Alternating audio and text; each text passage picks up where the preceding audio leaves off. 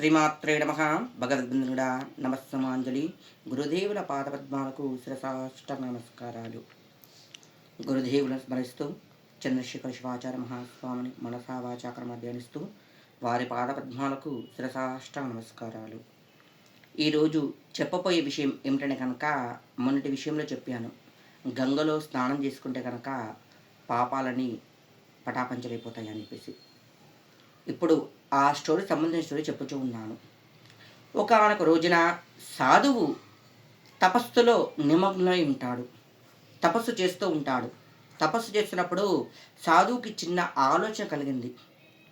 ఏమీ ఇట్టి మానవులందరూ కూడా తెలుసా గంగలో మునిగి పాపాలన్నీ పరిహారం చేసుకుంటున్నారు కదా, ఆ గంగలో ఉన్న పాపాలన్నీ ఎక్కడ పోతూ ఉన్నాయి అనే ఆలోచన కలిగింది సాధువుకి. అప్పుడు తపస్సు ఆపుతాడు.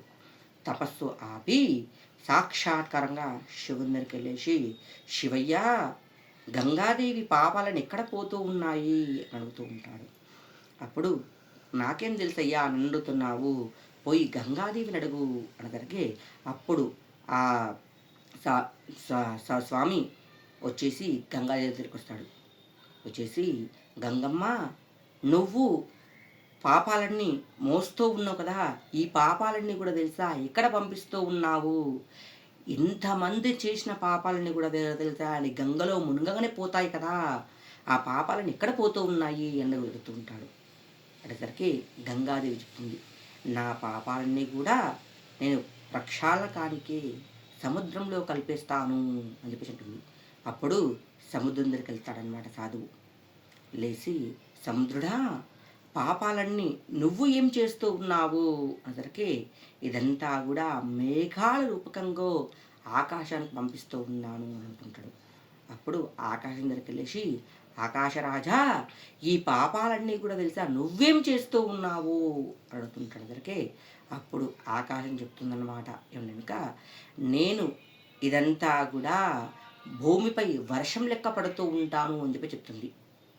అప్పుడు భూదేవి దగ్గరికి వచ్చి అడుగుతారనమాట, భూదేవి, ఈ పాపాలన్నీ కూడా నువ్వేం చేస్తూ ఉన్నావమ్మా అందరికీ. ఈ పాపమంతా కూడా నేనేం చెయ్యను, ఇదంతా కూడా మనకి భోజనకు సంబంధించిన సామాగ్రిని కూడా పండ్లు, కాయగూరలు, బియ్యము, వడ్లు, గోధుమలు అవన్నీ పండనికే నేను అన్ని విధాలుగా ఆకర్షించి వారికి మంచి వృద్ధి చేరిక చేస్తూ ఉంటాను అని చెప్పి చెప్తుంటుంది. అప్పుడు ఆ ధాన్యం దగ్గరికి జరుగుతుంటారు అనమాట. వెళ్ళేసరికి అప్పుడు ఆ ధాన్యం అడుగుతుందన్నమాట, చెప్తుందన్నమాట, ఇదంతా కూడా నేను కడప నిండా తినడానికి, ఆరోగ్యపరంగా ఉండడానికి నేను ఔషధంలాగా పనిచేస్తూ ఉంటాను. నన్ను ఎవరైతే వ్యతిరేకంగా తిని సగం కంచాన్ని పక్కన పాడేయడము, కొద్దిగా వదిలిపెట్టడము ఎవరైతే చేస్తూ ఉంటానో ఆ పాపమంతా కూడా వారికి నేను పడుతూ ఉంటాను అని చెప్పేసి చెప్పిందనమాట. అందులో నీతి ఏంది? ఎవరు చేసుకున్న కర్మ వారు అనుభవిస్తూ ఉంటారు. అంతేకాకుండా మనం ఎప్పుడైతే అహంకార పడుతూ ఉంటామో తిప్పి మనకే కొడుతూ ఉంటుందన్నమాట.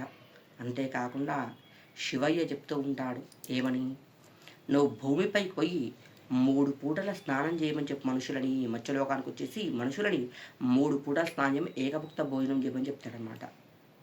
నందికి చెప్పేవరకు వచ్చే మార్గ మధ్యంలందు నందీశ్వరుడు మర్చిపోయి 3 పూటలు తినండి, 1 పూట స్నానం చేయమని చెప్తాడనమాట.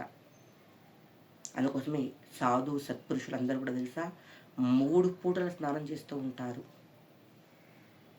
చేయడం వల్ల అన్ని విధాలుగా అనుకూలంగా ఉంటుంది.